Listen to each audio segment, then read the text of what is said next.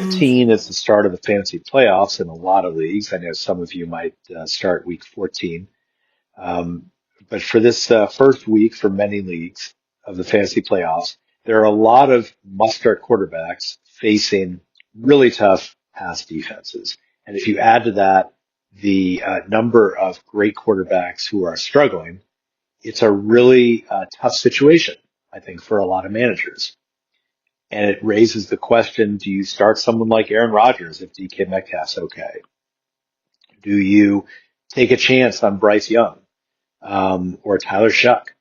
The easy answer is no, you go with, the guy who got you there. Like you go with the great quarterback. But we've seen time and again, great defenses shut down great quarterbacks. I want to run through these top defenses and the quarterbacks they're facing. Starting with the Houston Texans, they are giving up the fewest fantasy points per game to opposing quarterbacks. They're facing Arizona. Jacoby Brissett has been brilliant. I think he's had 20 plus fantasy points in every start this season. If not, maybe I'm missing one, but he would be a near elite quarterback if this was, points per game. He is. And he's been missing Marvin Harrison for, 3 of those games that he's played. Michael Wilson has stepped up, playing incredibly well. And of course, Trey McBride, that backfield is a mess. Brissett is doing the near impossible.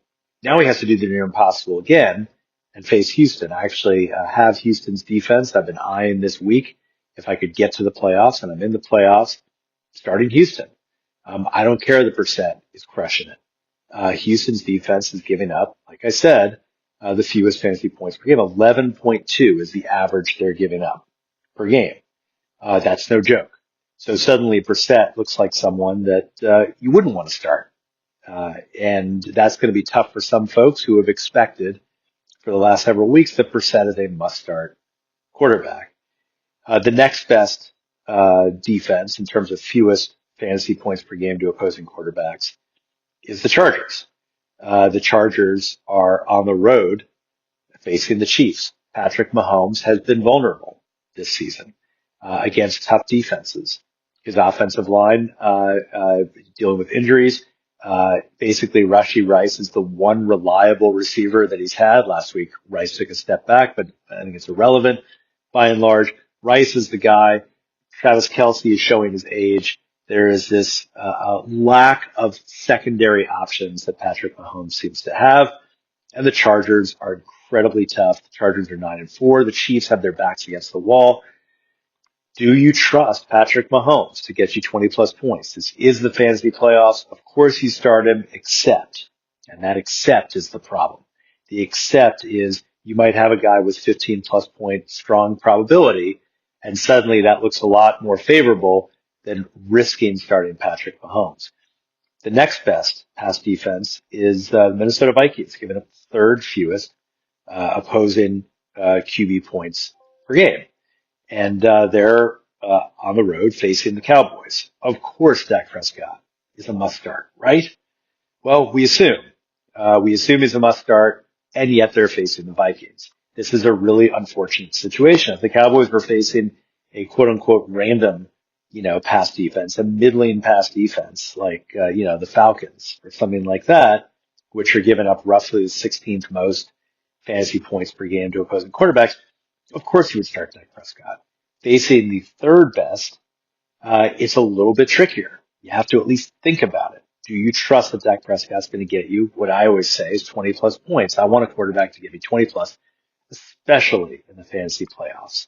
And it's not clear that Dak can do that against a defense that's giving up on average less than 13.2 per game. Then you get Caleb Williams going up against the fourth best pass defense in terms of fantasy points yielded, and that's the Browns. The Browns obviously fell short against Tennessee at home. That was a shocker to me. Tony Pollard almost single-handedly won that game for the Titans. But they're facing a Bears unit that has been sporadically great and also limited. And the limited, like last week against Green Bay, is that Caleb Williams might only get you 8 points or 10 points in a game like this. He could get you 18 to 20, but Caleb Williams is not yet a must-start quarterback. And as a streamer, what an awful, first week of the fantasy playoffs to take a chance on starting him. The next is Drake May. Absolutely incredible season. Year two for Drake May. He's going up against the Bills. Bills are giving up the fifth fewest QB fantasy points per game, 13.3. Do you trust Drake May? They've been keeping in check opposing number one receivers. Could mean Stephon Diggs is held in check. And of course, Drake May could go to, Hunter Henry or Keyshawn Boot or whatever. The point is, it's not an automatic for Drake May against a motivated Bills defense. Even though they're playing on the road, the Bills are 9-4. They know they have a shot still at the AFC title if they can beat New England on the road. It's doable, and I think we're going to see a tough Bills defense that makes Drake May tough to start.